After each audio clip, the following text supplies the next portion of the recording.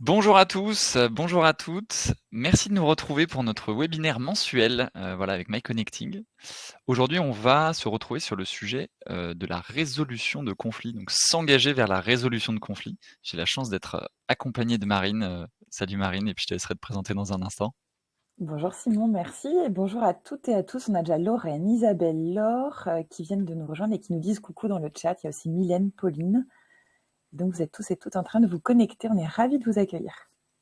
Voilà, et puis on est ravis de vous accueillir sur cette nouvelle outil, parce qu'on a récemment changé d'outil. Donc ceux qui ont l'habitude de nous suivre, sachez que vous avez désormais un chat, effectivement, ce qui n'était pas possible par le passé. Vous pouviez simplement nous poser des questions. Là, vous pouvez aussi interagir directement entre vous. Et donc, voilà, n'hésitez pas, à nous poser des questions tout au long de ce webinaire. Deux, bien entendu, à échanger entre vous et à réagir si vous le souhaitez. Alors, soit par un message, soit il y a même des emojis. Enfin voilà, là-dessus, on vous laisse très libre. On va pouvoir attaquer donc sur ce webinaire. Très rapidement, bon, moi, vous me connaissez peut-être pour ceux qui ont l'habitude de suivre ces webinaires. Donc c'est Simon Châtelain, je suis manager bien sûr, mais voilà, directeur pédagogique chez MyConnecting sur les sujets de management et soft skills, et je suis accompagné donc de Marine Breton. Je te laisse te présenter, Marine. Et moi, j'ai la chance d'intervenir pour MyConnecting depuis déjà quelques petites années. Je suis formatrice spécialisée dans les compétences qu'on appelle les compétences douces, les soft skills. J'interviens aussi en tant que coach et une de mes spécialités, c'est la questiologie. Et donc, elle est mise à l'honneur et je serais ravie de vous en présenter peut-être un petit morceau, mais une prochaine fois, parce qu'aujourd'hui, on est sur un autre thème et Simon va nous présenter ça tout de suite. Super, merci Marine. Pour ceux qui ne nous connaissent pas, donc MyConnecting, rapidement, hein, on va faire court là-dessus, mais on est là depuis 17 ans sur le marché ce beau marché de la formation. On est plus de 300 collaborateurs dans le monde, et en fait, on forme sur différents sujets, donc les soft skills qui nous intéressent aujourd'hui, mais aussi des formations en langue, en bureautique et en digital. Donc voilà, de plus en plus de sujets. Sachez que sur le chapeau soft skills, finalement, on met pas mal de choses différentes, parce qu'on va aussi bien faire des formations sur la gestion de conflits, mais aussi donc du management, des formations à destination des commerciaux, et même de plus en plus des formations sur les sujets de qualité de vie au travail et de RSE. Simon, est-ce que tu peux répondre à une question du chat? Sandrine demande si le support sera disponible. Je me permets juste de t'interrompre. Est-ce que le support Absolument. sera disponible si on ne peut pas assister à l'intégralité du webinaire? Absolument. Alors, deux informations phares. Effectivement, le support sera disponible et vous sera communiqué à tous et toutes. Et le replay sera également disponible, donc on vous l'enverra. Et de toute façon, tous nos replays sont accessibles après sur notre chaîne YouTube MyConnecting. Donc vous pourrez retrouver voilà, les derniers éléments si besoin. Et pour terminer, donc MyConnecting, on est une entreprise à mission depuis octobre 2022, donc, et notre mission, on l'a inscrit dans nos statuts, donc c'est un statut d'entreprise, et notre mission, donc, c'est de changer la vie des gens et de leur entreprise par la compétence. C'est-à-dire qu'on a pris un certain nombre d'engagements vis-à-vis de la loi pour respecter cette mission, et donc on est audité régulièrement sur tous ces indicateurs qu'on a présélectionnés. Et donc rentrons dans le vif du sujet aujourd'hui, avec notre sommaire. Donc on va d'abord vous parler, et Marine voilà, vous pose cette question: conflit, en êtes-vous bien certains et certaines? Donc ce sera déjà d'analyser est-ce qu'on est dans un conflit ou pas, et puis quel type de conflit. On va ensuite parler du fait de rétablir ou d'établir la communication. Donc forcément, quand on parle de gestion de conflit, on a une dimension de communication qui est très importante et qu'on aura l'occasion d'évoquer. Et on terminera sur un environnement de travail sain, et on va notamment vous challenger un petit peu sur la notion de désaccord. Voilà, mais Marine vous a concocté quelque chose d'intéressant là-dessus. Et concernant les questions-réponses, on prendra un temps à la fin, mais encore une fois, n'hésitez pas, je vous le dis aussi là pour les derniers retardataires qui arrivent, n'hésitez pas à les poser tout du long de ce webinaire qui aura lieu jusque midi. Allez, c'est parti. Conflit. Est-ce que vous en êtes certains, certaines? On va vous poser la question tout simplement. Donc, si on peut passer la slide suivante. Hop là. On va vous poser cette question. Alors, Simon, est-ce que tu lances le sondage? C'est ça, je crois. Tout Hein, à fait, bah, on va vous voilà. lancer un sondage. Donc la question, c'est: quelle est la principale raison pour laquelle vous assistez à ce webinaire sur le conflit? Donc l'idée là, c'était un petit peu de mieux vous connaître, hein, et de mieux comprendre vos problématiques. Donc Donc, on ça peut a être Vas-y, améliorer la résolution de conflits au travail, ça peut être gérer des conflits personnels ou ça peut être chercher à développer des compétences de médiation. Si c'est autre, vous cliquez sur autre et vous allez nous mettre un petit message dans le chat pour qu'on puisse savoir de quoi il s'agit. Et on va regarder ensemble qu'est-ce que vous êtes venu chercher aujourd'hui avec ce webinaire. Alors, Donc vous avez une petite pop-up qui s'est ouverte et vous n'avez qu'à cliquer, c'est assez rapide. Voilà, et normalement, vous allez avoir les résultats qui s'affichent pour le sondage. Alors, le sondage est toujours actif. Donc, on a... Alors, je ne sais pas si la pop-up s'affiche pour le sondage. En tout cas, si elle ne s'affiche pas, je vous donne les pourcentages. Donc, on a 60% des personnes qui disent développer des compétences de médiation. Donc, c'est ça leur souhait. On a 35% des gens qui veulent améliorer la résolution des conflits au travail. Et ensuite, on a seulement 3% sur la notion de gérer des conflits personnels. Donc, on est plutôt des personnes qui sont là sur des notions professionnelles aujourd'hui, j'ai l'impression. Super, super. Petite astuce, en fait, tout en bas à droite, vous avez la partie sondage et vous pouvez l'afficher. Donc, ça ouvre pas de pop-up, mais vous pouvez l'afficher pour voir les résultats en direct. Et puis, en fonction des résultats que vous avez mis, ça change un peu les pourcentages. Donc, comme ça vous permet de vous donner une petite idée de ce que c'est. Et ben c'est super, c'est génial de pouvoir avoir cette partie-là parce que nous, ça nous aide beaucoup. Et donc, qu'est-ce qu'on est venu faire avec ce webinaire? Qu'est-ce qu'on est venu faire avec vous? C'est ça tourne autour de ces 3 objectifs. Nous, ce qu'on veut vous donner en 1 heure, c'est comprendre si on parle vraiment de conflit, parce que si on ne parle pas de conflit, c'est plutôt chouette. Et donc, d'essayer d'éviter d'arriver jusqu'à l'escalade du conflit. Donc, on veut clarifier là où vous en êtes aujourd'hui, dans quelle posture vous en êtes. Une fois qu'on aura réussi ça, on va essayer de vous aider à faciliter la résolution de conflits. C'est un beau challenge, je peux vous dire, de réussir à faire ça en 1 heure. Et puis, de vous permettre de sauver du temps et de l'énergie en notamment choisissant les bons leviers, les bons axes. Et parfois, c'est tout bête, mais en s'attaquant sur le problème, mais d'un mauvais point de vue, d'un mauvais axe, et ben on s'éparpille. Et là, on a beaucoup de mal à être dans l'efficacité. Donc, c'est tout l'objectif qu'on s'est donné. Pour réussir à faire ça, on va vous challenger encore une nouvelle fois. Et là, c'est dans le chat qu'il va falloir écrire. Ce qui serait intéressant pour nous, avec Simon, c'est de comprendre pour vous quels sont les ingrédients d'un conflit et même finalement, si vous deviez choisir 7 mots, donc 7 mots à choisir parmi les mots qui sont dans l'encadré gris, quels sont les mots qui décrivent ou qui évoquent le plus pour vous la notion de conflit? Alors, c'est à vous dans le chat. Moi, je vais me permettre de répondre au fur et à mesure des mots que je vais voir. Essayez d'en choisir 7. Vous pouvez les écrire en une fois ou en plusieurs fois. Je ne vous Et si vous avez d'autres mots que vous ne voyez pas apparaître, n'hésitez pas hein, aussi s'il y a vraiment un mot où vous dites normalement c'est assez exhaustif ce qu'on voit là, mais s'il y a d'autres mots qui vous parlent, vous pouvez le faire aussi. Alors, quels sont les mots qui évoquent le plus? Tout le monde est en train de chatter. Hostilité, affrontement. Hostilité, affrontement, eh ben, il y en a perte de contrôle, affrontement, hostilité, dispute, clash, malaise, différentes, dispute, démotivation, incompréhension, souffrance, mal-être, dispute, hostilité, oppression, clash, tension, souffrance, silence, ok. Donc on voit que ce sont... Ah, communication non violente, j'ai vu Fabienne qui me passe sur la communication non violente. En chinois, les 2 caractéristiques pour définir le mot conflit, c'est à la fois le mot danger et le mot opportunité. C'est assez peu culturellement notre façon à nous de le définir. Et pour autant, le conflit, en fait, il revêt 4 aspects principaux et c'est ça qui va vous permettre de détecter si on parle de conflit ou pas.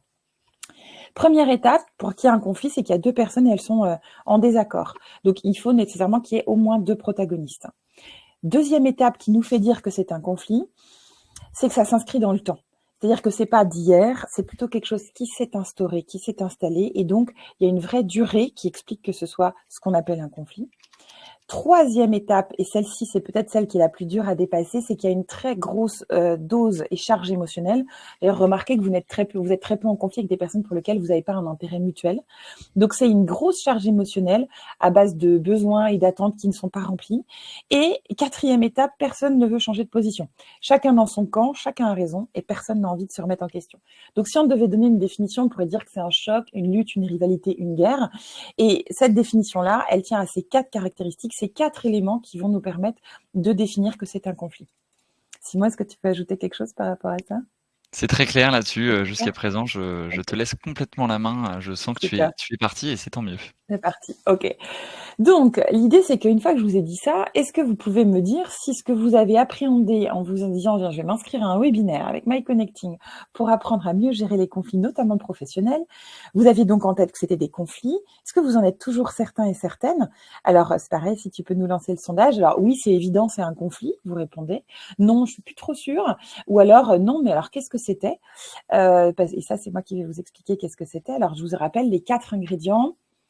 2 protagonistes, ça s'est instauré dans le temps, très grosse charge émotionnelle et personne ne souhaite faire le chemin vers l'autre. Hein, il n'y a pas cet élan d'aller vers un nouvel objectif. Selon vous, qu'est-ce que c'est? Alors, je commence à aller regarder un peu dans le, les sondages. On a Ah une ouais, trentaine de personnes qui ont répondu à ce c'est stade. ça. Donc on a 70% pour oui, c'est évident, c'est exactement ça. Non, mais alors c'était quoi à 17%? Alors ça bouge. Non, et c'était quoi? On est à 16%. Et j'en suis plus trop sûre. Bah, effectivement, ce qui est important, c'est qu'on vous donne des clés pour vous assurer qu'on est bien en train de parler d'un conflit. Alors je vais laisser les votes se faire parce que vous avez vu, ça change un peu tout le temps. On a quand même 20% qui sont plus trop sûrs. Non, mais alors c'était quoi? Donc finalement, il y a peut-être des étapes préalables. Et les étapes préalables, c'est ce qu'on appelle l'escalade ou l'échelle du conflit. Et avant tout, on va prendre le pied de l'échelle. Ça commence avec le P, comme un pied, c'est très facile. Et c'est un problème. C'est-à-dire qu'avant d'arriver au conflit, qui est la dernière étape, on a sûrement d'abord eu un problème. Un problème ou un différend, c'est quoi? C'est qu'il y a un écart entre la situation présente et la situation désirée. C'est-à-dire que présentement, j'aurais aimé avoir peut-être un entretien annuel où toutes mes compétences ont été reconnues. Et la situation désirée, c'est que j'ai eu un feedback de tous mes axes de progrès et très peu de temps passé sur la reconnaissance. Et donc, on n'est pas à une étape de conflit, on est dans une première étape en train de se dire, il y a un problème puisque la situation que je vis est différente de celle que je désirais, de mon idéal, de ce que j'avais projeté. On va monter un petit peu plus loin dans cette échelle et ensuite on a l'incompréhension. L'incompréhension, c'est on a deux protagonistes qui échangent et il y a une situation où une personne ne comprend pas ce que l'autre veut dire. Donc on a une incompréhension quand ma perception de ce que l'autre peut dire est différente, ou quand je la ramène dans ma compréhension, je vois absolument pas ce que la personne est en train de me dire. Pour moi, ça me paraît complètement incohérent. Et là, je suis plus dans le problème, je suis vraiment dans la non-capacité à comprendre, à entendre ou à être comprise. Hein, ça peut être exactement dans cette situation-là. Donc, vous voyez, on est en train de grimper, on passe du problème à l'incompréhension. Mais je comprends pas, on s'était pourtant mis d'accord sur quelque chose. Or, ce quelque chose n'arrive pas.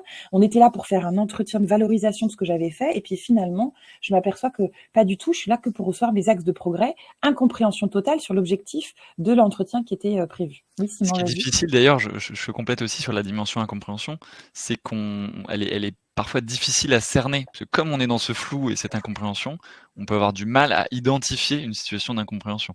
C'est ça. En fait, l'incompréhension, elle est renforcée parce qu'on a très souvent une communication de l'implicite en disant, bah, enfin, c'est évident, on va pas se le dire. Et plus on a une communication de l'implicite et plus les incompréhensions sont grandes.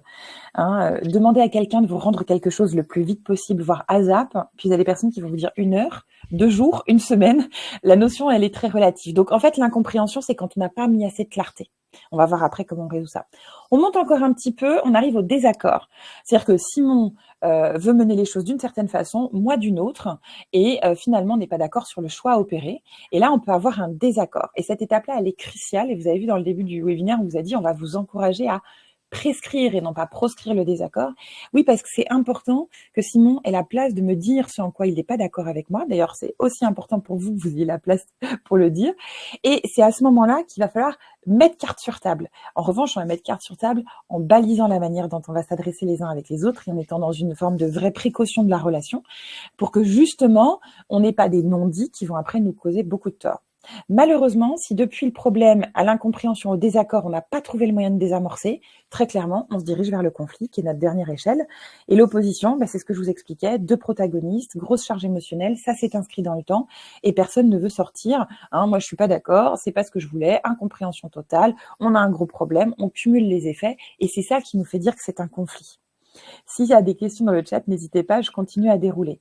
Parce que l'idée, bien sûr, derrière, c'est de vous dire que le conflit, ben, on a quand même le moyen de trouver des leviers. Quand, par exemple, on est face à un problème, on va analyser ensemble les faits, donc on reprend le bas de l'échelle, et on va se dire, bah, finalement, quel est l'écart entre la situation que je vis et la situation désirée et comment est-ce qu'on peut trouver un moyen d'entente. Alors, quand on dit analyser les faits, c'est qu'est-ce qu'on s'était dit, qu'est-ce qui était marqué dans l'invitation à cette fameuse réunion qui était plutôt faite pour valoriser, ou on peut aussi faire appel à quelqu'un d'extérieur qui va nous offrir un regard un peu de neutralité sur la situation. Si on monte d'un niveau et qu'on est dans l'incompréhension, il va falloir clarifier. Et donc, clarifier l'incompréhension, c'est qu'est-ce que tu voulais dire et sortir de la communication de l'implicite pour aller vers la communication de l'explicite. Effectivement, Fred, aller vers une communication la plus factuelle possible, ça va beaucoup nous aider.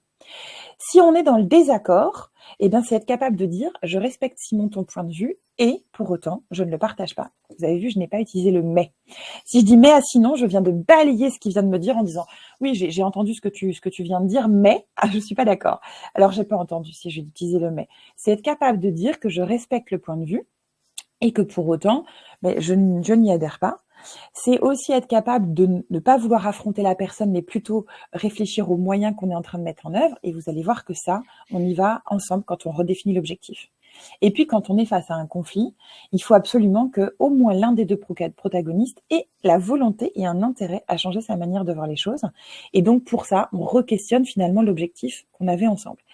Qu'est-ce qu'on voulait faire? Pourquoi est-ce qu'on voulait le faire? Comment est-ce qu'on voulait le faire? Et finalement, l'affrontement de deux individus, c'est au détriment de ce qu'on voulait accomplir ensemble. Et si on remet l'objectif au cœur, c'est-à-dire qu'on voit plus loin que soi, c'est vraiment l'une des meilleures solutions pour sortir du conflit. Ce qui est intéressant dans ce que tu nous partages là, c'est qu'on voit vraiment, parce que c'est vrai que le mot conflit, on l'utilise un petit peu à tort et à travers, et là on voit vraiment cette notion d'échelle, de crescendo, de ce qui amène au conflit, et effectivement voilà que tout n'est pas conflit et qu'il y a des, on va dire qu'il y a des nuances dans tout ça. Complètement. Je vais donner un tout petit exemple perso pour contextualiser parce que cet exemple, je pense qu'il peut vous aider. C'est un exemple vraiment de ma vie personnelle, mais ça va vous aider à comprendre comment j'ai fait aussi pour aller plus loin.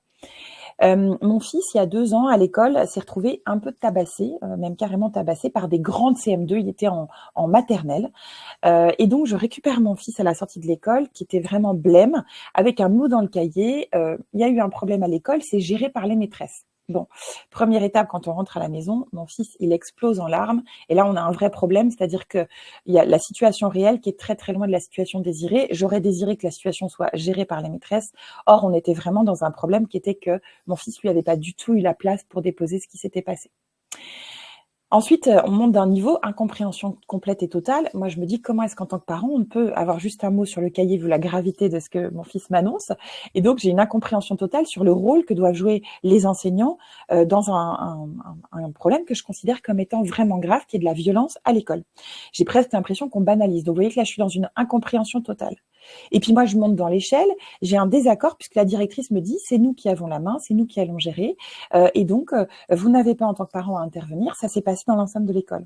Or, le désaccord, il réside sur quoi? Sur le fait que je voudrais qu'on en parle et qu'on referme pas la porte trop vite. Le désaccord, c'est d'entendre que c'est géré et que c'est géré par le corps enseignant sans qu'en tant que parent et en tant qu'enfant qui a ce problème, on puisse être entendu et écouté. Pour éviter d'aller au conflit, parce qu'on aurait pu aller au conflit, l'idée, ça a été de me re-questionner sur quel était l'objectif.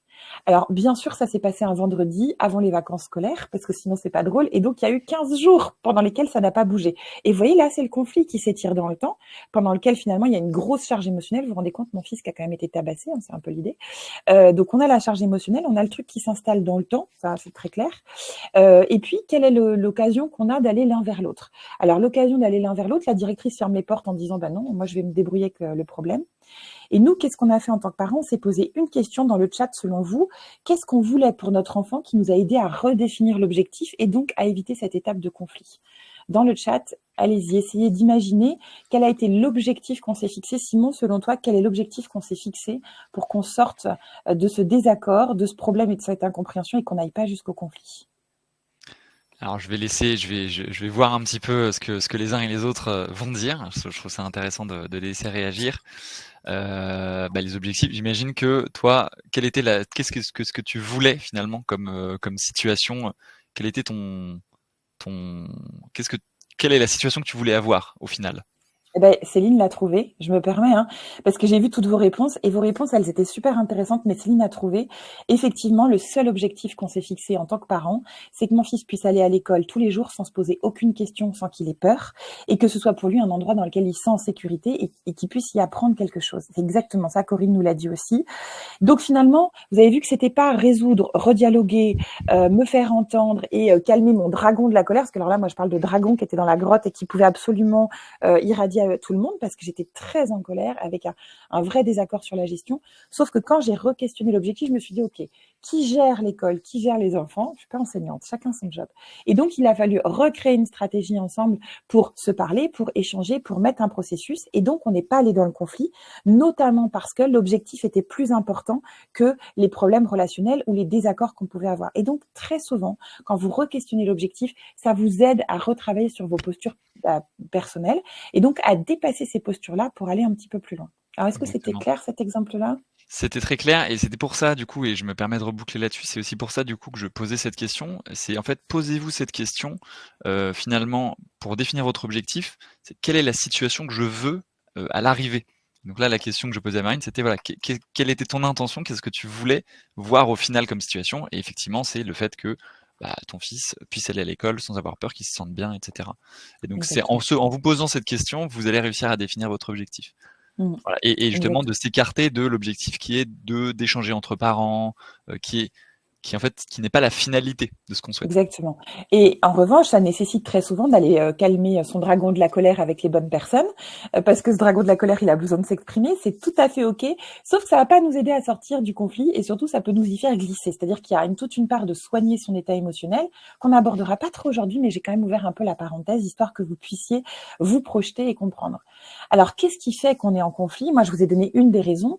Il peut y avoir les faits qui peuvent nous mettre complètement en conflit, situation de conflit. Alors les faits, ils sont les mêmes pour tous, sauf que vous avez bien vu dans l'exemple que je vous ai donné que la perception des faits était quand même vraiment très sujette à l'incompréhension. Et donc, on n'avait pas du tout la même façon d'aborder les faits qui s'étaient produits. Donc là, qu'est-ce qu'on fait comme action? On mène l'enquête et on cherche à comprendre. Et d'ailleurs, c'est en menant l'enquête, en questionnant les enfants, en questionnant les surveillants de récré, qu'on s'est aperçu qu'effectivement, c'était bien plus grave que ce qu'on avait pu imaginer au début, ou en tout cas ce que les enseignantes avaient pu imaginer au début. Ensuite, on peut être en désaccord sur la méthode. Je vous donne un exemple. Avec Simon, on décide d'aller à Rome. Donc ça, c'est notre objectif, on est d'accord. Sauf que Simon, il se dit qu'en covoite, ça peut être sympa. Et moi, je trouve que le train, c'est quand même plus confort, c'est plus sécurisant. Et donc, finalement, l'objectif, on est tout à fait OK sur le fait d'aller à Rome ensemble. Sauf qu'on ne va pas utiliser les mêmes moyens, les mêmes méthodes. Et ça arrive très souvent. On est différents dans notre façon d'apprendre, de travailler, de fonctionner. Il y a des outils qui nous plaisent, d'autres qui nous plaisent moins. Et donc, on peut être en désaccord sur cette partie-là. Et ça peut générer à terme des conflits. Exactement, et j'allais dire dans le milieu professionnel, c'est pour ça que la notion de process est, hyper importante parce que c'est ça en fait, on sert tous le même objectif et normalement dans une entreprise, on le sait à peu près tous.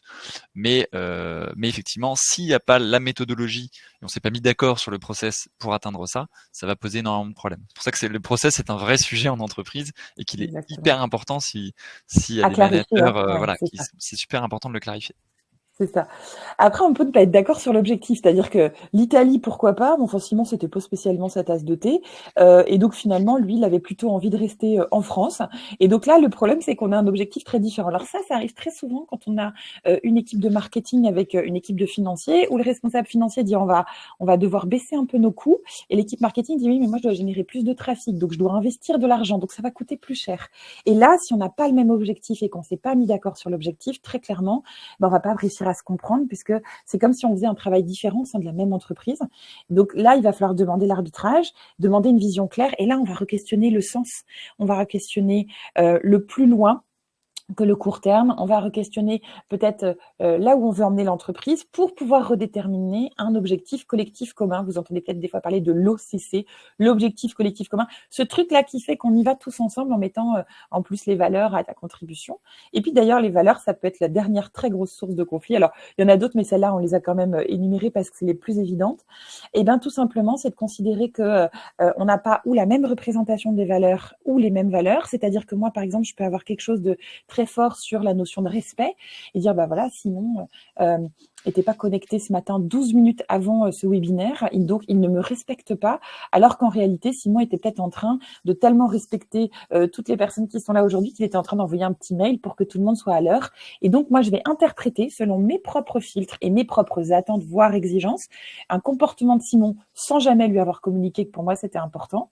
Et donc, avoir des attentes comme ça qui sont presque fantasmées, pas communiquées à l'autre. Et alors là, vous avez bien compris que c'est le meilleur moyen de tomber dans une très mauvaise escalade parce que c'est, encore une fois, beaucoup d'implicite. Voilà. Et sur ces conflits de valeurs, on en a vu beaucoup pendant le Covid, notamment avec en fait la dimension pour certains plus stricte de respect des règles sanitaires et d'autres, nous chantant au bureau par exemple, et d'autres pour qui c'était un peu moins une priorité et qu'ils estimaient que c'était moins grave d'avoir toujours son masque, le nez, etc. Et on a vu en entreprise énormément de conflits. On a été sollicité beaucoup sur ce type de résolution, de médiation parfois entre équipes, parce que ça peut être finalement des vrais conflits. Et là on vient toucher de la valeur en fait. Complètement. C'est-à-dire qu'on commence par de la tension. Vous avez vu qu'il y a une grosse incompréhension, mais enfin quand même, il faut mettre le masque, tout le monde le dit, le gouvernement le dit. Et là, il y a une incompréhension, il y a un désaccord sur le positionnement, et ça va s'instaurer dans le temps, et si c'est pas résolu, ça va nous emmener au conflit. Alors, 2 grandes catégories de conflits. Conflits ouverts, c'est assez facile à repérer. Les gens disent non et pensent non, donc tout va bien. Et puis, on va avoir des formes très agressives verbalement. On va avoir les mêmes arguments qui sortent en boucle, puisque personne ne veut faire le chemin l'un vers l'autre. Donc, pas d'écoute. Et puis même, ça peut se ressentir physiquement sur la manière dont les gens se comportent, une certaine forme d'agressivité aussi dans la posture. Ça, c'est assez facile à détecter quand vous êtes en désaccord et que c'est ouvert. En gros, ça pète et ça se voit. On a un conflit qui est beaucoup plus insidieux, qui est le conflit larvé. Les gens vont vous dire oui, mais ils vont penser non. Et donc là, c'est difficile parce qu'il y a beaucoup de non-dits, il y a une certaine forme de démotivation et de résistance. Et puis, l'opposition, elle n'est pas directe et franche. Ça veut dire que le désaccord, il n'est pas assumé et porté. Et dans ces cas-là, c'est extrêmement délicat de sortir puisqu'on n'a pas la main, on n'arrive pas à mettre le doigt dessus.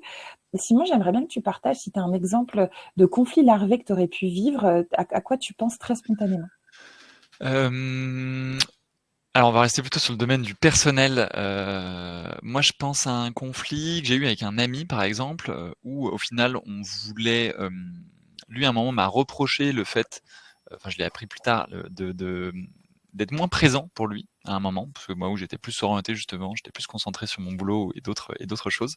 Et en fait il m'a reproché donc ma non présence, sauf qu'il ne me l'a pas vraiment dit. Donc c'était du reprochement qui était implicite.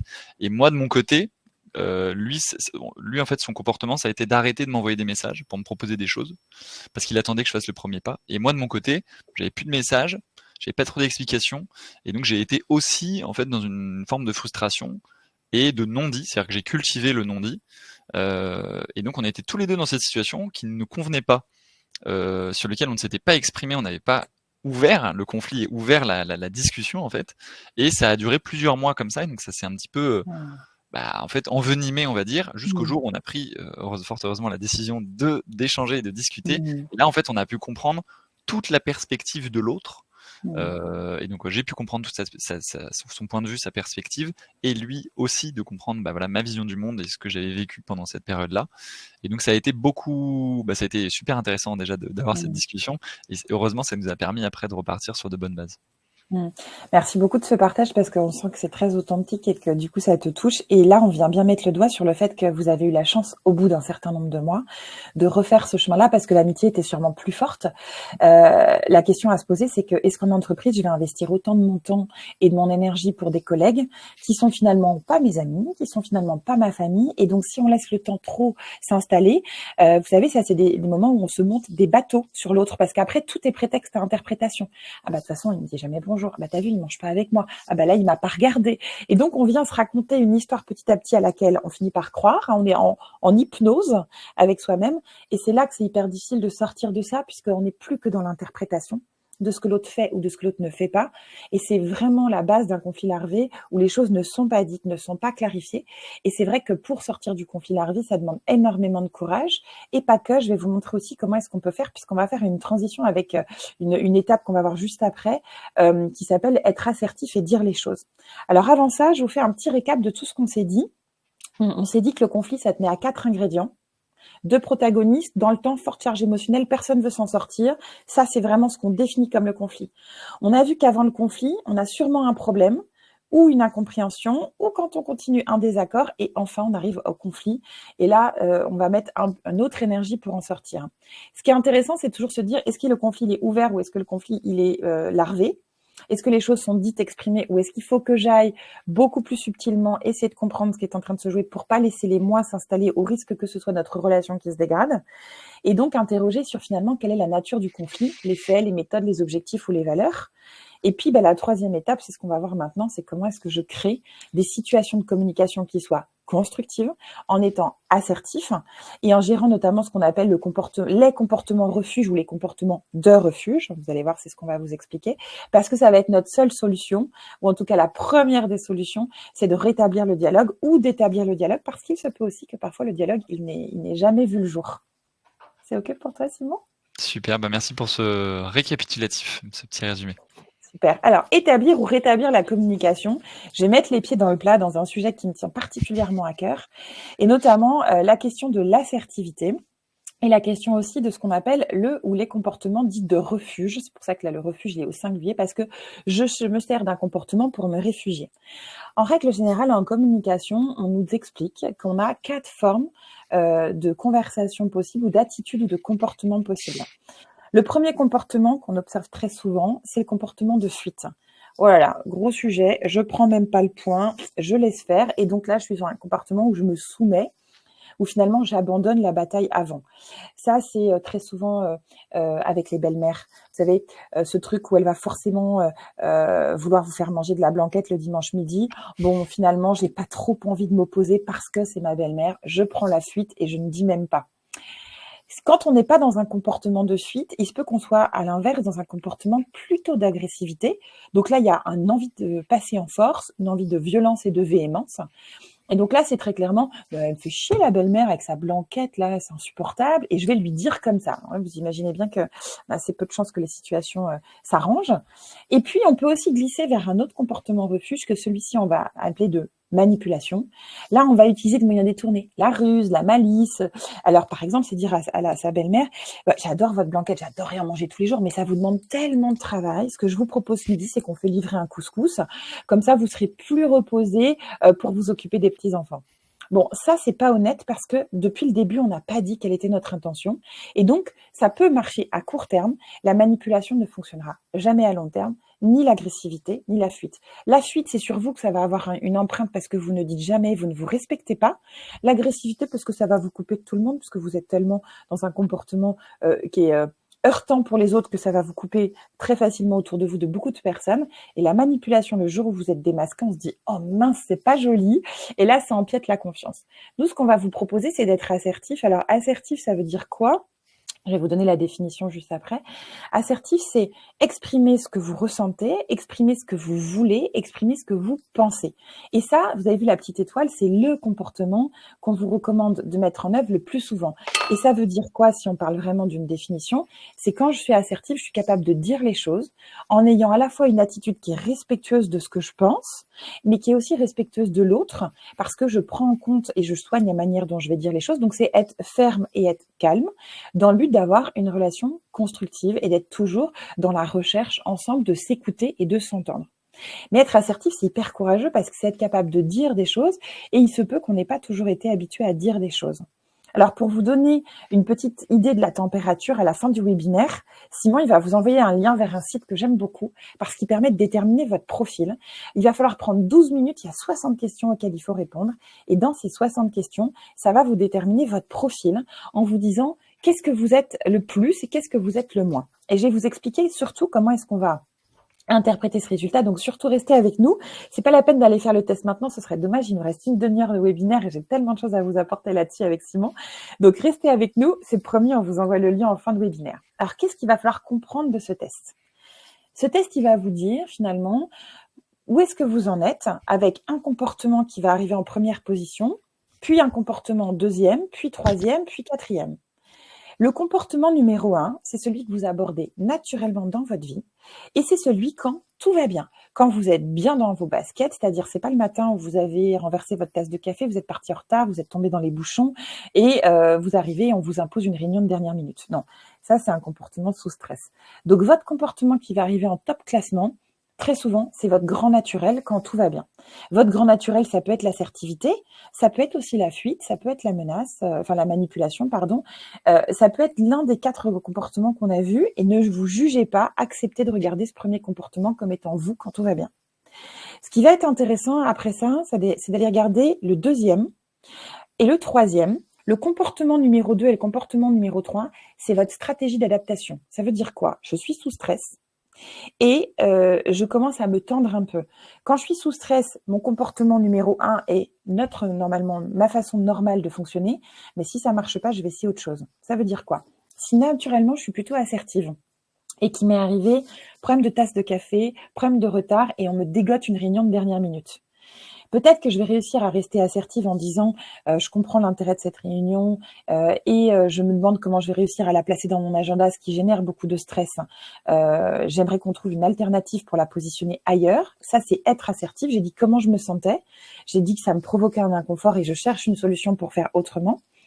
Mais si je sens qu'il n'y a pas d'écoute et que par exemple on me dit mais Simon, Marine, c'est pas toi qui décide, la réunion c'est comme ça, ben là je peux avoir différents types. Je peux dire bon bah c'est la fuite, c'est Simon, c'est mon manager, je vais pas m'opposer à Simon, donc je dis bon bah écoute Simon, ok, hein, ça c'est la fuite.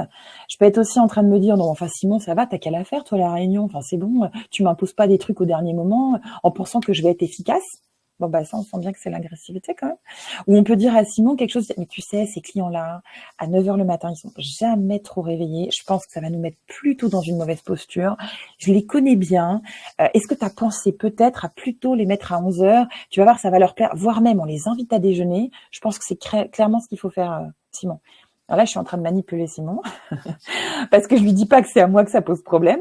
Et donc, ce qui est intéressant, c'est quand vous aurez observé votre comportement quand tout va bien, regardez quelles alternatives vous allez déployer. C'est des alternatives qui sont en fait votre capacité à vous adapter à une situation. Pour autant, ça ne veut pas dire qu'elles sont efficaces quand c'est pas l'assertivité. Donc, attention à ce que vous êtes en train de mettre en place comme stratégie quand vous êtes sous stress. Et puis, il y a un dernier comportement que je vais vous inviter aussi à regarder dans le classement, c'est le tout dernier. Le tout dernier, c'est l'attitude de communication que vous ne comprenez pas chez les autres. Je vais vous donner un exemple. Si mon comportement numéro 1, c'est la fuite, parce que j'ai plutôt été habituée à ne pas dire les choses, il est fort probable que mon dernier comportement soit l'agressivité, l'attaque. Et donc, très naturellement, les personnes qui ont un tempérament naturel à être plutôt dans l'attaque vont être des personnes avec lesquelles je vais avoir énormément de mal à rentrer en situation de communication. Et si j'ai énormément de mal, on ne va pas se comprendre. Je prends l'inverse. Je suis face à une personne qui, en comportement numéro 1, est systématiquement plutôt assertive. Comportement 2, agressivité, c'est-à-dire que si l'assertivité n'a pas marché, j'attaque. Et le comportement, le dernier, c'est la fuite. Ben, c'est une personne qui ne va pas comprendre que quelqu'un ne s'exprime pas. Donc, vous prenez un couple et vous prenez des comportements à ce point éloignés, vous allez comprendre plein de choses dans votre vie personnelle. C'est-à-dire que vous êtes à la queue d'un supermarché, vous êtes plutôt assertif, voire attaque. Vous êtes avec quelqu'un, votre conjoint, qui est plutôt dans la fuite. Et là, il y a une petite mamie, alors qu'il est 18h heure de pointe pour vous, qui vous passe devant. Et ben votre conjoint va vous dire non, me laisse, écoute, c'est pas grave et tout. Et vous commencez à laisser, mais pas du tout, je vais lui dire, enfin, elle pourrait venir à 8h, c'est pas possible, c'est insupportable. Hein, ils travaillent plus, ces gens-là. Et donc, vous n'allez pas vous comprendre sur vos manières d'interagir, tout simplement parce que le comportement pour vous qui est le plus éloigné, c'est celui avec lequel vous avez le plus de mal à l'entendre chez les autres et à l'accepter chez les autres. Donc, le résumé du test, il sera intéressant, c'est votre comportement quand tout va bien, la stratégie que vous mettez en place quand ça commence à se tendre et le dernier comportement qui est celui auquel vous êtes le moins tolérant et que vous ne comprenez pas. Alors Simon, je ne sais pas si tu acceptes de partager ton profil. Est-ce que tu connais ton profil d'assertivité? Alors, ça fait longtemps que je l'ai pas fait, donc je ne te donnerai pas des résultats qui ont eu lieu il y a longtemps, mais c'est vrai que je l'avais fait il y a 2 ans, 2 ou 3 ans, et c'était assez intéressant. Ça m'avait pris de bonnes bases, sur une première compréhension en tout cas. Après, bien sûr, c'est comme tous les tests et autres, c'est que c'est pas une science infuse, c'est une science exacte. C'est pour ça qu'on vous dit aussi ne vous jugez pas trop là-dessus. Et puis l'idée, c'est plus de faire un point, un état des lieux pour se dire où j'en suis et qu'est-ce que je peux améliorer. Voilà. Exactement. En fait, Pour la développer première phase son d'amélioration, assertivité. finalement, c'est la prise de conscience. Exactement. Et l'idée, c'est de tendre toujours vers plus d'assertivité. Ça vous aidera. C'est dur de passer le cap, mais c'est ce qui va le plus vous aider. Je veux bien que tu nous expliques ce schéma de fait, Simon. comme Complètement. technique En un fait, peu. on vous parlait donc de l'assertivité qui est un petit peu le comportement idéal à avoir, vers quoi on veut tendre en tout cas. Et on vous parlait aussi tout à l'heure de faits. En fait, les 2 sont très liés.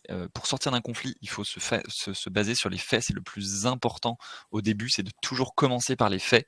Pour ceux qui connaissent la méthode DESC, d'ailleurs, c'est aussi quelque chose qu'on fait. Mais en tout cas, voilà, beaucoup de techniques de communication non violente passent par la description des faits, parce que c'est le premier point qui sera objectif. C'est-à-dire qu'on ne peut pas nier un fait quand on a vraiment une preuve factuelle. Donc c'est pour ça qu'il est objectif, le fait, et il est incontestable. Dans le sens où on ne peut pas dire non, on peut pas le nier, on peut pas dire non, ce fait est faux, parce qu'on a justement cette preuve qui prouve finalement que c'est un fait. Donc ça veut dire le fait est objectif et incontestable. Et ensuite, c'est souvent ça, parfois on a tendance à confondre, c'est avec l'opinion. L'opinion qui pour le coup est subjective, parce que c'est mon opinion, voilà, et c'est contestable. Là, je pense à tous les dîners de famille, des repas français où on partage nos opinions politiques. C'est contestable. On rentre en discussion, en argumentation, voilà. Donc l'opinion, c'est bien quelque chose qui est subjective et qui est contestable. Ensuite, on va avoir le sentiment. Et alors là, c'est là où pas mal de gens se trompent, c'est que le sentiment, il est subjectif également. Par contre, il est incontestable. C'est-à-dire que donc c'est moi qui ressens mon sentiment, c'est incontestable. Si je te dis que voilà, Marine m'a dit quelque chose et que moi je l'ai ressenti comme agressif et que ça m'a fait quelque chose et que j'ai ressenti j'ai ressenti enfin, un inconfort, voilà, dans cette discussion, l'inconfort que j'ai ressenti, c'est incontestable, c'est moi qui l'ai ressenti et je ne peux et Marine peut me dire oui mais tu réagis de manière trop abusée pour ce que j'ai fait, mais Tu prends les choses trop malheureusement personnellement. exactement, malheureusement L'horreur, cette phrase. comme c'est moi qui l'ai dit, enfin c'est moi qui l'ai ressenti, moi je ne peux que partager ce sentiment et on peut pas contester mon sentiment. Très juste. Et enfin, le dernier point, c'est effectivement le mensonge qui sera objectif et contestable. Forcément, parce que le mensonge sera contestable. Exactement. Alors on a un commentaire de Corinne qui dit voilà, fait, c'est ce qui s'est passé, l'opinion effectivement, ce que je pense, le sentiment, ce que je ressens, et le mensonge, ce que je cache. Ouais, tout à fait. Et ce que je cache volontairement, c'est pour ça qu'il y a une vraie notion derrière de dissimulation derrière la notion du mensonge. Alors, on va se tester. Donc, vous avez vu, là, on vous a fait le recap comme Corinne nous l'a présenté. Pensez vraiment que le sentiment, c'est très intrinsèque et c'est pas un jugement que vous portez sur une situation. C'est vous, comment vous sentez dans votre état, dans votre corps, dans votre cœur. Le fait, tout le monde peut le voir, l'observer, le mesurer. L'opinion, quelques petites interprétations et c'est donc extrêmement discutable. Maintenant que vous avez ces 3 repères, on va jouer un petit peu. Je vous ai proposé une phrase qui est la suivante, je vais vous la lire. J'ai l'impression qu'il me fait perdre mon temps alors que son travail est toujours mal fait. Regarde ce matin, les feuillets étaient imprimés recto seulement alors que ma consigne était d'imprimer recto verso. Je me sens complètement épuisée et démobilisée à l'idée de tout lui réexpliquer encore. Cette phrase, selon vous, c'est un fait, c'est une opinion, c'est un sentiment ou c'est quelque chose d'autre? Et dans ces cas-là, il va falloir nous dire ce que c'est. Je vous écoute. Alors, c'est parti. Cécile nous parle de sentiment. Corinne nous dit il y a du sentiment issu d'un fait, il y a du sentiment, il y a de l'opinion. Il y a du sentiment pour Gladys.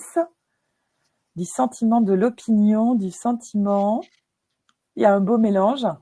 Sentiment et opinion. Et vous n'êtes pas beaucoup trompé. En fait, cette phrase, c'est un gros mélange de... Merci Steve. On a Steve qui est avec nous, qui nous sauve. Et oui, en fait, c'est un beau mélange des 3. Le fait, c'est ce matin, les feuillets étaient imprimés recto seulement, alors que ma consigne était d'imprimer recto verso. Indiscutable, factuellement, c'était pas ma demande et je peux le prouver. L'opinion, j'ai l'impression qu'il me fait perdre mon temps. Ça, c'est ce que j'en pense, c'est ce que je juge de la situation. J'ai rien pour le prouver. Et le sentiment, je me sens complètement épuisée, démobilisée à l'idée de tout lui réexpliquer encore. C'est à moi que ça appartient. Je ressens la tâche comme étant insurmontable. Et donc, c'est pas rare dans nos conversations d'être capable de mélanger les 3 aussi facilement. Vous avez vu, la phrase n'était pas très longue et il y avait un beau mélange des 3. Nous, c'est un gros point de vigilance d'être capable d'avoir une communication la plus factuelle possible. Donc, vous avez compris, pour sortir du conflit, En conflit, il vaut mieux avoir quand même des choses qui sont claires et dites, donc plutôt un comportement assertif, et en basant peut-être nos conversations sur des faits et des sentiments, et mettant les opinions largement de côté. Alors, est-ce qu'on peut montrer le slide d'avant? On peut montrer le slide d'avant. Oui, bien sûr, on peut montrer le slide précédent. De toute façon, tout ça, on vous l'a dit, vous l'aurez à disposition. Ce sera disponible en replay, donc vous aurez accès à tout. Je me Exactement. permets d'avancer un tout petit peu parce qu'on a notre troisième partie et surtout du temps pour répondre à vos questions. Et donc, j'avais envie de prendre un peu le revers. Quand Simon m'a invité à faire ce webinaire, je me suis dit, j'ai qu'une heure. C'est une formation qui prend quasiment 2 jours. Donc, nécessairement, il a fallu énormément condenser. Et donc, c'était de vous faire un petit appel du pied en vous disant que pour que l'environnement de travail soit sain, l'idée, c'est un environnement où le désaccord, il est à prescrire et pas à proscrire.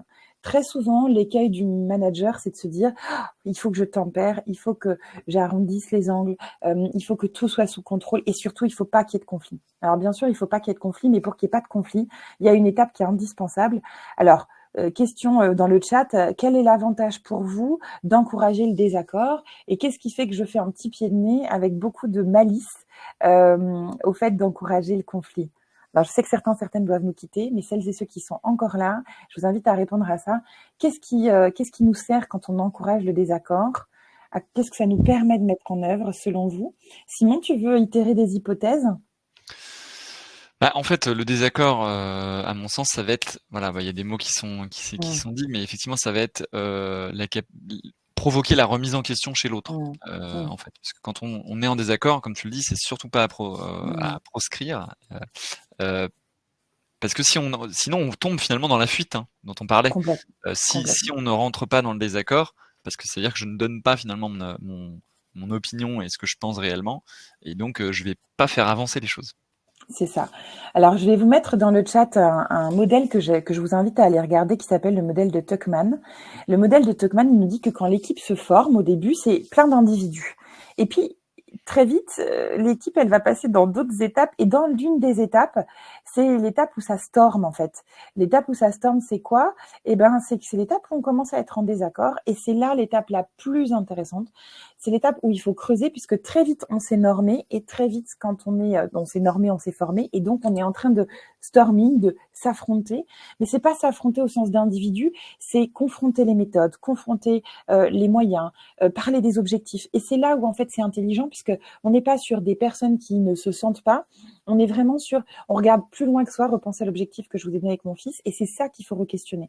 Et à chaque fois qu'on va aller chercher plus loin, eh bien, on va avoir des réponses. Et donc, les réponses, c'est d'être capable de comprendre. Mais Simon ne voit pas les choses de la même façon que moi. C'est pas grave en soi. Ce qui serait grave, c'est qu'il me le dise pas. Parce que s'il n'a pas la place pour le dire et qu'il part effectivement en fuite, un jour, il va partir en manipulation ou en attaque.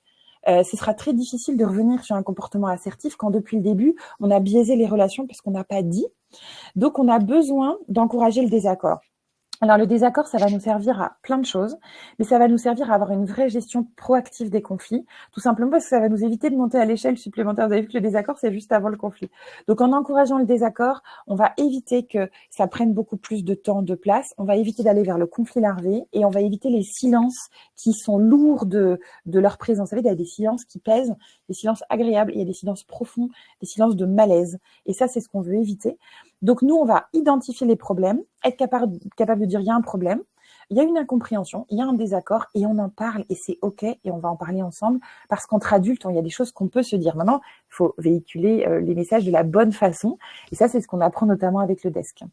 Ensuite, si on arrive à encourager le désaccord, on va pouvoir prendre des meilleures décisions parce qu'on aura envisagé beaucoup plus d'opportunités. Finalement, on aura mieux débattu, on aura dit les choses de manière factuelle en s'engageant, on pourra aussi exprimer son inconfort et ça va réduire aussi les risques d'erreur ou les discussions du type 1. J'aurais pu vous le dire que ça marchait pas. Ah oui, mais il fallait nous le dire que ça allait pas marcher.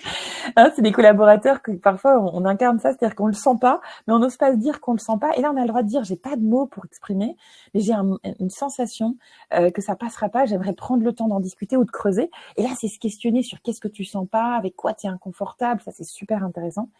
Et puis, le désaccord, c'est l'une des meilleures manières de réfléchir. Depuis toujours, on a été beaucoup entraînés, notamment à l'école, à restituer. Le principe de l'éducation nationale, c'est qu'il y a un sachant qui donne un savoir que les élèves doivent restituer au sachant. C'est-à-dire que le sachant sait, les élèves savent que le sachant sait, et les élèves doivent donner des éléments de preuve au sachant pour dire qu'ils savent que le sachant sait. Si vous m'avez pas perdu, c'est que tout va bien. Et donc, nous, c'est pas ce qu'on souhaite en entreprise, parce qu'en entreprise, il n'y a pas un sachant. La plupart du temps, on a des expériences différentes, des manières d'amener les choses différentes. Et donc, finalement, le désaccord, ça va être un moyen d'itérer, de réfléchir, de formuler des hypothèses, de créer des espaces de discussion et d'avoir des idées, des concepts avec lesquels on peut jouer. Et donc, quand vous n'êtes pas d'accord, c'est pas une opposition en soi, le désaccord. C'est de ramener votre pierre à l'édifice et c'est comme ça qu'on va construire quelque chose d'un peu plus grand. Donc, quand on encourage le désaccord, finalement, mais on a de bonnes raisons de penser que ça va nous aider à ne pas atteindre le stade du conflit. Et ça nous amène à notre dernière slide, et après on va pouvoir répondre à toutes vos questions. C'est préserver les relations du blâme et du jugement. Donc vous avez vu que quand on est sur le désaccord, on n'est pas sur le jugement de l'autre, on est sur la discussion de l'équipe, de l'objectif, du process, des idées. Et donc ça, c'est important de le faire en se rappelant toujours que on doit soigner la relation. Moi, j'aime bien vous dire posture haute sur le process. Le process, on doit avoir un niveau d'exigence très haut. Posture basse sur la relation. Accueillir, accepter l'autre, valoriser l'autre. Il n'est pas comme nous, c'est tant mieux, parce que je vous dis, d'autres pulls jaunes, ce serait l'enfer, il n'en faudrait pas trop. Donc, heureusement qu'on est tous différents et qu'on a tous notre place. Accepter que l'autre ait un point de vue différent et lui laisser la place d'en parler. Ça veut aussi dire ne pas lui couper la parole quand la personne, elle exprime. Ne pas avoir l'impression d'avoir compris avant qu'elle ait terminé sa phrase. Ne pas avoir quelque chose à répondre alors que la personne n'a pas fini de s'exprimer. Mais encourager la personne à s'exprimer, la ramener sur des faits si on a besoin de clarifier. Oser être assertif. Alors, oser être assertif, c'est vous, mais ça va aussi très naturellement inviter les autres à être assertifs aussi. Alors, l'effet miroir, il n'est pas immédiat. Très souvent, on me dit, mais Marine, comment je peux être sûre que les autres vont être assertifs? Mais vous ne pouvez pas être sûre. En revanche, ça commence par vous. Il va falloir quand même que vous l'incarniez parce que cette synergie, elle va avoir des effets extrêmement bénéfiques. Et puis, rappelez-vous ce qu'on a dit dès le début. Définissez un objectif collectif qui va permettre de concentrer tout votre effort et votre énergie, non pas à vous boustifailler les uns les autres sur ce qui fait que vous êtes des êtres humains et ce qui pourrait vous opposer.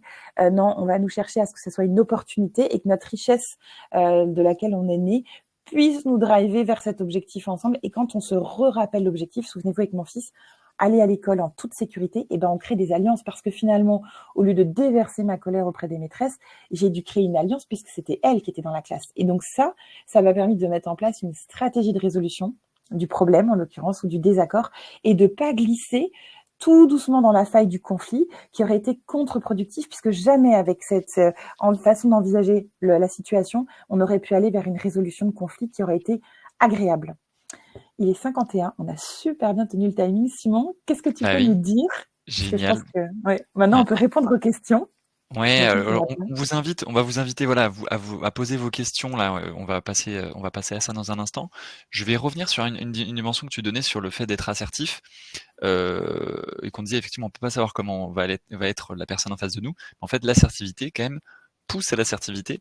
Et le sujet l'exemple que je vous partageais tout à l'heure, en fait moi que je suis allé voir à un moment mon ami en me disant j'observe entre guillemets une situation de conflit et donc qu'est-ce qu'on fait? Et en fait et je l'ai fait en assertivité en disant voilà là où on en est, c'est en fait le fait observable et en fait en rentrant finalement en le faisant de manière assertive, j'ai provoqué quelque chose qui a permis à cette résolution de conflit. Donc voilà, donc je trouvais ça super intéressant en tout cas de revenir effectivement sur ces 3 points qui sont assez essentiels. Et ça va de pair aussi avec ce que tu as évoqué, c'est la considération pour l'autre. C'est-à-dire que si je considère énormément l'autre comme étant capable, comme étant adulte, comme étant en possession de ses moyens et en autonomie, je n'ayant pas envie de prendre le contrôle, je rentre pas dans un espèce de processus qu'on pourrait appeler des jeux psychologiques. On voit ça notamment en analyse transactionnelle beaucoup. En fait, il y a des comportements dont on peut faire l'économie. On vous a dit faire l'économie d'énergie. Si j'accepte que l'autre soit différent et que c'est un postulat de départ, c'est quand même beaucoup plus simple de lui donner de la considération, de l'écoute, de l'attention, de respecter son point de vue. C'est pas pour autant que je le partage. En revanche, je l'accepte, je l'accueille. Je suis capable de dire les choses, comment je les vis, comment je les sens. Et puis ensemble, on va se dire, ok, et finalement, c'est quoi notre objectif? Et je peux faire l'hypothèse que l'objectif avec cet ami, c'était que notre relation, elle puisse continuer. C'est qu'on puisse continuer à avoir une relation amicale. Et si on détermine ça, on est largement prêt à revenir sur tout un tas de choses, sur comment est-ce qu'on va faire maintenant. Et d'ailleurs, on met son énergie non plus à une réparation, mais on met une énergie à construire.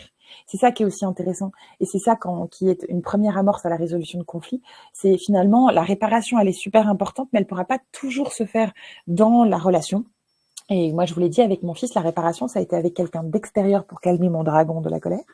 Parce qu'il y avait un vrai besoin de réparation. Et là, trouver un super collègue qui n'est pas partie prenante, un ami, un confident, un psychologue, un coach, peu importe. Trouver quelqu'un qui aura cette écoute pour accueillir votre état émotionnel. Et puis ensuite, aller vers plutôt une considération qui nous emmène à l'objectif. Alors, Fabienne nous dit qu'elle aide au sein des services et des structures. Fabienne, je veux bien un tout petit peu plus de précision sur la question pour être sûr de bien l'interpréter. Pour la résolution de conflit, par exemple, le médiateur, est-ce que c'est ça que vous envisagez, Fabienne? Alors, on va avoir une grande question. Fabienne, on vous invite à mettre un petit peu plus de contexte sur votre question, et puis après, on va passer à celle de Lorraine. Juste avant de passer à ça et à ces réponses, et puis vous pouvez continuer à poser vos autres questions, je voulais juste vous préciser quelques prochains rendez-vous avec MyConnecting. Le 7 décembre, on aura notre webinaire de décembre, donc comme celui qu'on est en train de vivre aujourd'hui. Ça sera malheureusement pas avec Marine celui-ci, mais ça sera avec une experte des biais cognitifs. Et donc le thème, c'est les biais cognitifs dans son management. Donc n'hésitez pas à vous inscrire dès à présent sur notre page internet, sur notre site internet. Et sachez qu'on est également présent les 24 et 25 janvier au Learning Technologies qui va avoir lieu à Paris comme tous les ans. Donc on y est tous les ans, et c'est en fait, pour ceux qui ne connaissent pas, un salon de 2 jours qui est gratuit, entièrement gratuit, et vous pouvez en fait venir découvrir plein d'entreprises. C'est très orienté sur l'aspect donc formation, bien entendu, avec le titre learning, et puis aussi technologie, donc avec beaucoup de finalement d'outils et de CRM, etc. En tout cas, voilà, des outils digitaux autour du sujet de la formation. Donc c'est assez passionnant si vous faites de la veille. Et comme je le disais en tout début, pardon, comme je le disais en tout début, effectivement, on a tout sur notre page YouTube si vous voulez retrouver nos replays. Pardon Marine, dis-moi. Non, je t'en prie. Merci pour cet apport. Et je me permettrai de partager aussi le lien. Je réponds d'abord à Lorraine parce que la réponse, elle est plus rapide qu'avec Fabienne, donc je me permets de faire une petite glissade. Lorraine, effectivement, pour calmer le dragon de la colère, je pense qu'il y a 2 axes super intéressants. C'est d'aller se former sur la gestion des émotions, ou en tout cas la compréhension, parce que le mot gérer ses émotions, pour moi, est toujours un peu compliqué. C'est comprendre, accepter, accueillir, valoriser et se mettre en action. L'émotion, c'est un messager qui nous donne une information, et ça, c'est intéressant. Et peut-être aussi aller apprendre à formuler en travaillant avec ses émotions du côté de la communication non violente de Marshall Rosenberg. Je trouve que vraiment, il y a toute cette partie décrypter un sentiment, une émotion. Elle y arrive, cette étape, après avoir observé de manière factuelle les choses, et être capable de formuler ses besoins, d'identifier ses besoins et de formuler ses demandes. Et ça peut être vraiment très chouette parce que ce sont des moyens et des méthodes qui peuvent nous aider. Et puis concernant Fabienne, effectivement, l'aide au sein des structures, en tout cas, ce que je peux vous recommander, c'est que la posture de médiateur, elle est très difficile à aborder par quelqu'un qui a un intérêt, notamment parfois par le manager qui peut avoir un intérêt, un parti pris. Donc, l'idée, c'est vraiment d'être sûr qu'on est en neutralité. Et si on est en neutralité, le manager peut tout à fait jouer ce rôle de médiateur. Ça peut être aussi un autre collaborateur qui prend ce rôle-là à partir du moment où les 2 personnes, les 2 protagonistes sont d'accord et reconnaissent la personne valable dans son rôle. C'est-à-dire que si, par exemple, entre Simon et moi, il y a un gros conflit, il va falloir que le personne qu'on détermine qui va être notre médiateur puisse être extrêmement neutre, que ce soit du point de vue de Simon ou de mon point de vue, et que je me sente vraiment valorisée dans les échanges au moins autant que Simon. Ça, c'est l'importance d'avoir effectivement ce tir extérieur, et je vous encourage à vous former à la médiation. C'est hyper passionnant. C'est très riche d'apprentissage, et c'est une très jolie façon de pouvoir sortir une équipe d'une situation très tendue et conflictuelle. Très souvent, il suffit d'accueillir et de reconnaître. Je ne sais pas si vous connaissez cet adage qui dit que reconnaître le préjudice, c'est 95% du travail qui est fait. Si je suis capable de reconnaître que la personne a subi un préjudice, j'ai déjà fait un énorme pas vers la résolution de conflit. Alors, c'est pas factuel du tout parce que j'ai absolument rien pour sourcer cette information. Mais donc, j'en suis désolée, j'adorais vous dire, mais si, c'est sûr, c'est prouvé. Mais c'est vrai que pour l'avoir vécu de manière personnelle, quand on arrive à me dire, Marine, ce que tu as vécu, c'était dur, et tu as le droit d'être en colère, ou tu as le droit d'avoir un ressenti, le fait de valider ça, de valider le préjudice, c'est un gros pas vers la résolution de conflit. Ça peut énormément aider, et c'est pas jugeant vers l'autre finalement. Simon, j'ai vu que tu as mis le test sur les comportements de Gordon. J'ai pas vu d'autres questions. Je sais pas si Fabienne, ça répond à la question qui était posée. J'espère que oui. Et sinon, Simon, as-tu identifié d'autres questions? Écoute, non, j'ai pas identifié d'autres questions. Donc, comme tu l'as dit, effectivement, j'ai partagé le test. Donc, n'hésitez pas, il est quelques messages plus haut. Alors, il y en a une question de Sabrina, et puis après, je pense qu'on va se quitter vu que l'heure va arriver. Donc, avez-vous des références de médiateurs? Alors, Alors sinon, moi, est-ce que tu j'en as ai des pas. Je références sais dans pas les si tu médias? en as, Marine, mais je sais que voilà, qu'il existe beaucoup d'entreprises spécialisées sur ce sujet. C'est Je sais pas si ça. tu as une réponse à apporter. Alors, une référence en particulier, non, parce qu'en fait, il y a aussi des médiateurs en fonction des sujets, puisqu'il peut y avoir des médiateurs techniques et des médiateurs de relations. Donc ça, je peux vraiment vous inviter à aller investiguer un petit peu et trouver un médiateur aussi qui puisse se déplacer dans les locaux et donc être proche de chez vous. C'est un peu la recommandation. C'est souvent des sujets qui ont besoin d'être traités avec beaucoup d'humanité, beaucoup de douceur pour justement reconnaître cette étape-là de préjudice. Donc, regardez autour de chez vous pour essayer de trouver peut-être voilà, une personne qui va répondre à ces besoins-là, mais une personne en soi, non, je ne saurais pas vous donner le nom en particulier.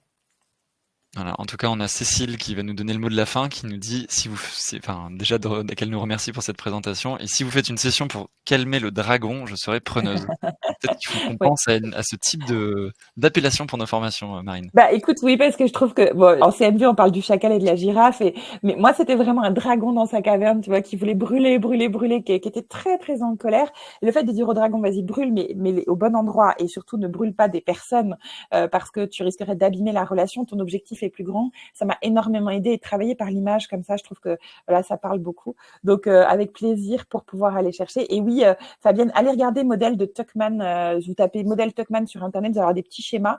Je peux mettre le lien vers un site agile qui propose aussi de vous expliquer ce que c'est. Ça va vous montrer les différentes étapes par lesquelles une équipe passe. Super, bah écoute, ça sera le mot de la fin. Un grand merci Marine Merci, de Simon, ton c'était un apport, et puis plaisir. merci à tout le monde de nous avoir suivis durant cette heure, hein. On est parfait, pile dans le timing.